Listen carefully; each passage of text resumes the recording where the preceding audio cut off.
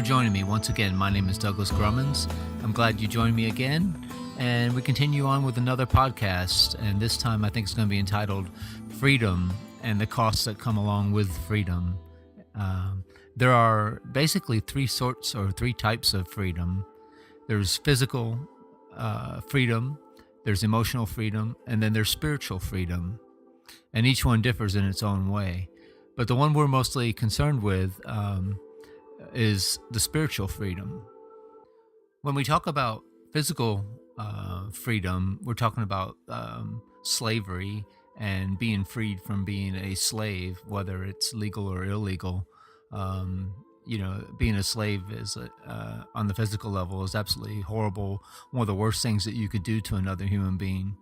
And then there's the emotional slavery, and emotional slavery is attachment to another human being, and that attachment weighs you down and keeps you, I say not grounded, but away from yourself in a lot of ways. You can't be centered if you feel like you're being pulled on emotionally all the time. But then there's the ultimate freedom is spiritual freedom. But what does it mean to be spiritually free? I mean, these are some of the things that I wanted to bring up in this podcast and share with you.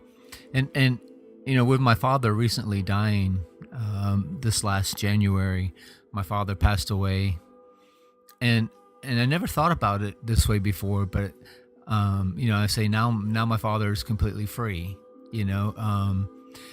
To my father, the idea of heaven would probably be, lots of women to fornicate with, and I'm sure my father would have liked it to had like his own harem or something like that. But I think one person's idea of what heaven is like, and then I have to think about, okay, that's my father's idea of heaven, but what happens when my mom dies and she wants to go up and be with my dad? And in heaven, I mean, it should be total ultimate freedom. I mean, that one would think that if there's such a place as heaven, that you would have ultimate freedom there. And would you want to be with your mate that you had for a very short period of time on this earth? Or is it all open and you could have anybody you want? I mean, so where is the meeting point? Where is the common ground where heaven starts? And then as soon as you get to be with the ultimate person that you think is the most beautiful or most desirable person in heaven, what if that person doesn't want to be with you?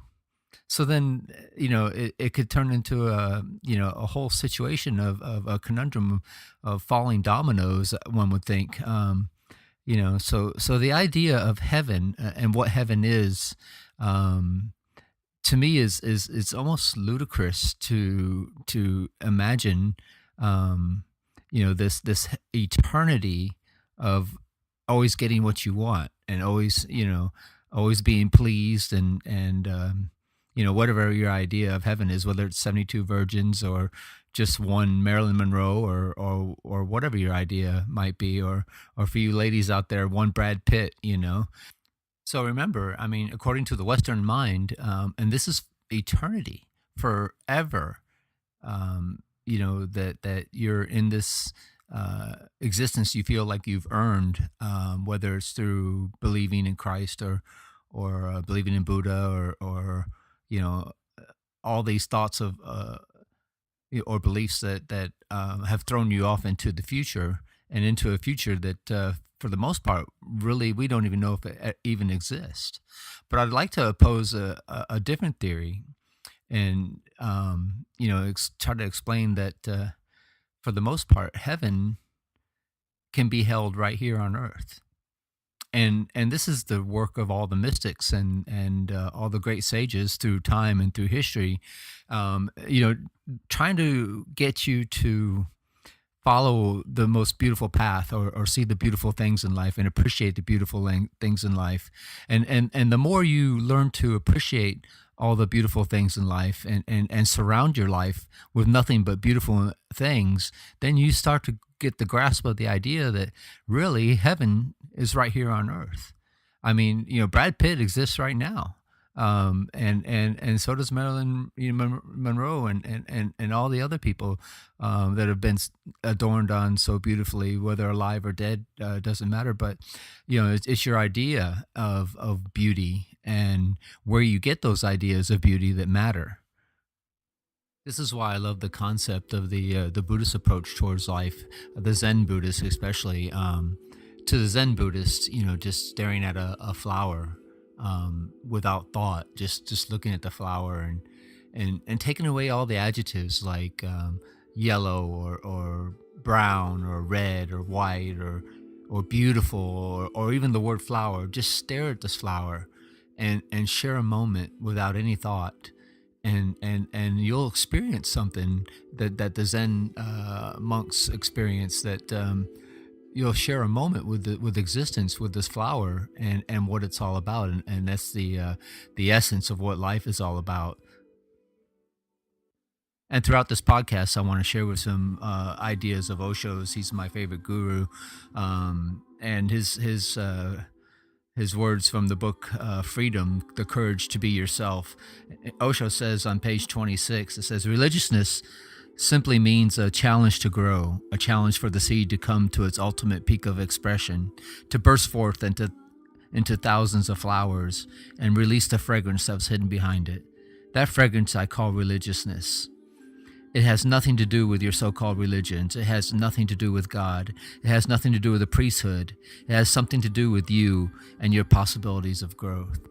And this is one of the most beautiful things about Zen, is that it gets you to appreciate everything that you have, and understand and feel the love vibrating out of all that you have, and all that the love that can be shared in your life. And on the other hand, if you're not looking in this direction of growth, then life can seem meaningless. I mean, if you take a 180-degree turn, and you'll find out that life can be a total hell at the same time. So the mystics have said down the ages, and I like to say it too, that heaven and hell are pretty much right here.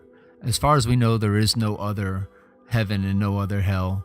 Everything exists right now, and is to be shared.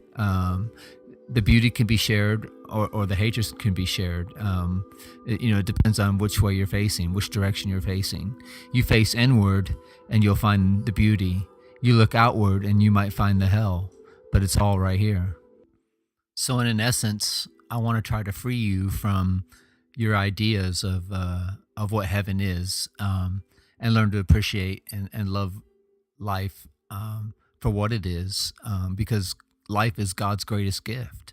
I mean, we don't know, what it took to get us here, or how hard it might have been. It may have been millions of years living in silence and in darkness before you were allowed to, have a life here on this earth. I mean, life is so precious, and the understanding of that and the appreciation of it is what can take you into the soil and let your seed become a tree, and then have the tree finally flower and blossom with thousands of flowers, and the fragrance so buoyant that it would allure every animal in the world to adorn everything that you are. And I think that is really important in life, to feel wanted, to feel needed, to feel loved.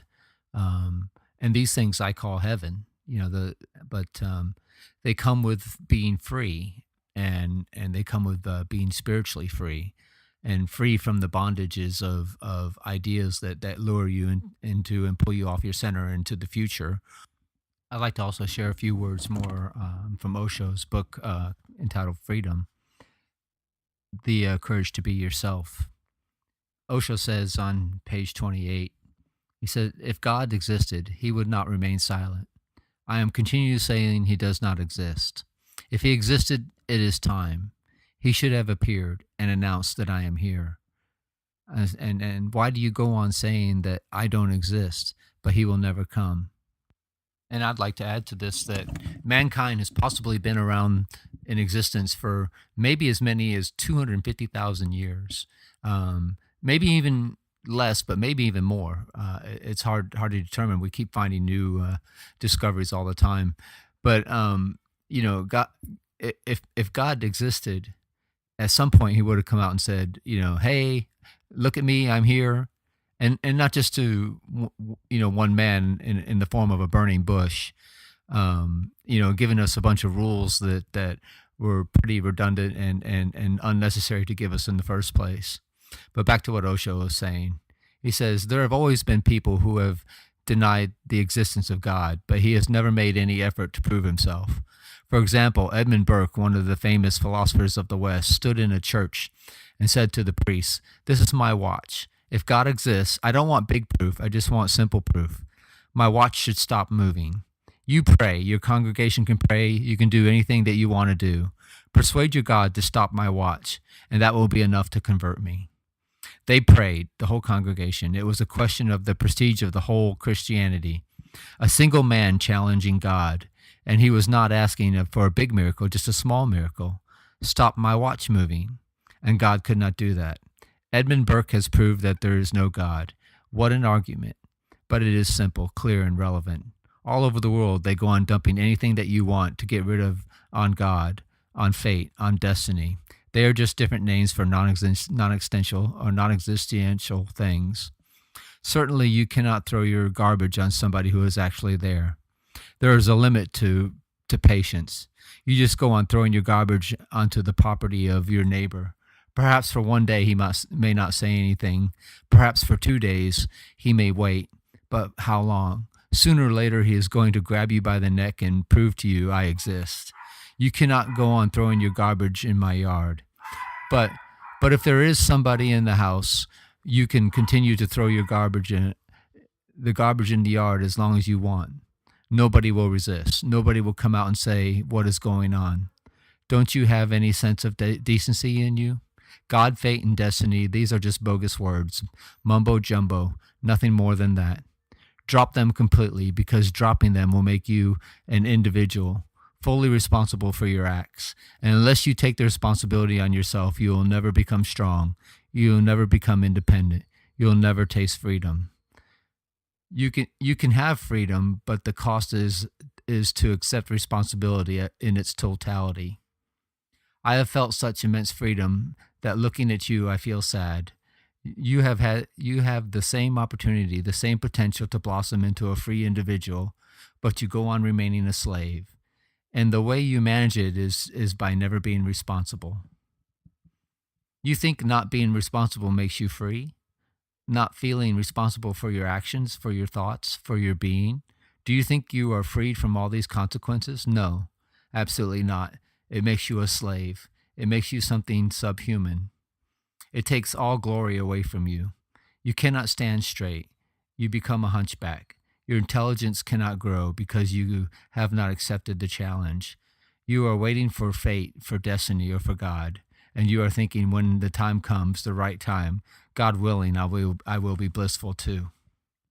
Osho says on page 31 to take the responsibility totally on yourselves. And that's my message to you, Osho says. That's why I'm always trying to destroy the God in your mind. I have nothing against him. How can I have anything against him? He does not exist. Do you think I am wasting my time fighting with something that does not exist? No, I am fighting with your conditionings. They exist. God does not exist. But an idea of God exists in you, and I am fighting with that idea, telling you to drop it, to be clean, to take the whole responsibility for your life. And this is my experience. The day I took complete responsibility for myself, I found the doors of freedom opening to me, and they go together. Everybody wants freedom. Nobody wants responsibility. You will never have freedom. You will always remain a slave. Remember, remaining a slave is also your responsibility. You have chosen it. It has not been, it has not been forced upon you. So what Osho is trying to convey to us is that, to be free, you have to drop your ideas of what God is, and you can't hold on to any idea if you want to have freedom, and freedom is the greatest joy in the world, the freedom to be able to do whatever, to fly into the open sky, to soar through the clouds. They're metaphors for all the beautiful things that come along in this life, but I agree with Osho in many of his ways, and I understand why he's telling you these things, to drop your ideas. Because like I said, with those ideas in your mind, you'll be weighed down, and you'll never be able to fly. I know what Osho proposes sounds dangerous, but having freedom, danger actually comes with freedom. You can't have one without the other. Um, anyway, and one thing I wanted to say, and maybe a good point to bring it in, is I'd like to open up a forum, a way to talk to some of my listeners, and talk to people that are on a spiritual quest to find themselves, or to be self-realized, or to gain understanding, or what Osho calls super consciousness. Ordinarily man lives, between a certain range, where if the range is too low, then they're just stupid, and then at the other end of the extreme is the highly evolved human mind, and beyond the mind is what Osho calls super consciousness. And those out there that would like to learn to dwell, and try to understand more about super consciousness and how to attain it, then I'd like to open up the lines, and have something like a 1-800 number that you could call. And right now I'm contemplating the numbers, 1-800 the Guru, 1-800 THEGURU. And hopefully I'll be able to answer some questions, and share some time with you guys. But before we go, I want to share one last thing from Osho's book. I know I'm skipping around in the book a little bit, but here we go. I want to share this with you as well. Just a few pages earlier, Osho is actually telling you to drop your idea of God, but then and he follows up later on in the book, and he says that on page 50, that evolution is intrinsic to man's nature. Evolution is his very soul, and those who take themselves for granted remain unfulfilled. Those who think they are born complete remain unevolved. Then the seed remains a seed. It never becomes a tree. It never knows the joys of spring and the sunshine and the rain and the ecstasy of bursting into millions of flowers. That explosion is the fulfillment. That explosion is what God is all about, exploding into millions of flowers. When the potential becomes the actual, only then is man fulfilled. Man is born as a potential, but that is unique to man. All other animals are born complete. They are born as they are going to die. There is no evolution between their birth and their death. They move on the same plane.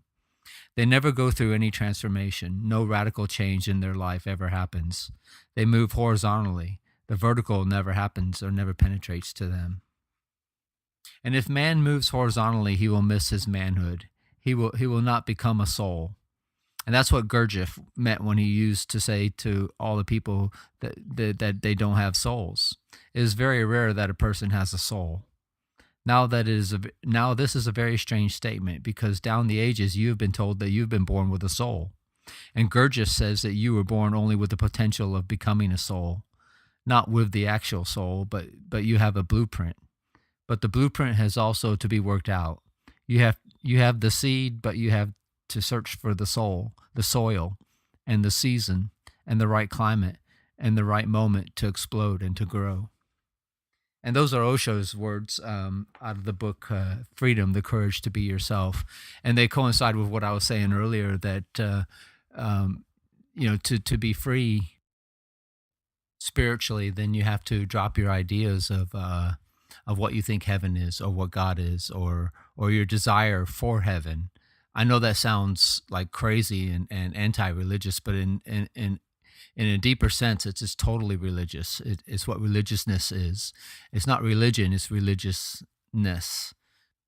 And the way one finds this religiousness is to dive into appreciation for everything that you have, appreciation for your surroundings, for your parents, for your.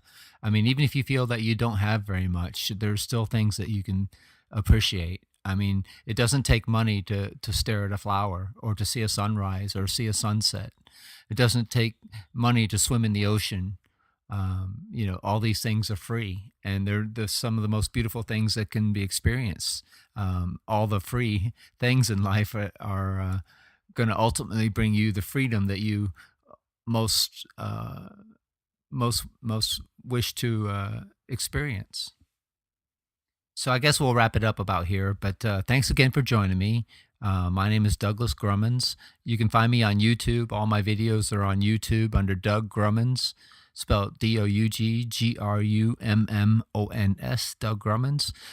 Maybe hopefully soon in the future here we'll be able to contact me and we can talk together on 1-800 the Guru, 1-800 THEGURU. Anyway, thank you again for joining me. You guys take care of yourselves, and I hope we brought some more deep, or actually a deeper understanding into your life and into your existence. And don't be fearful of what you don't know. The ability to know more requires an open mind, and it requires you to be free at the same time, free and open. And these are the greatest gifts that you can experience. Thank you for joining me. Y'all take care now. Bye.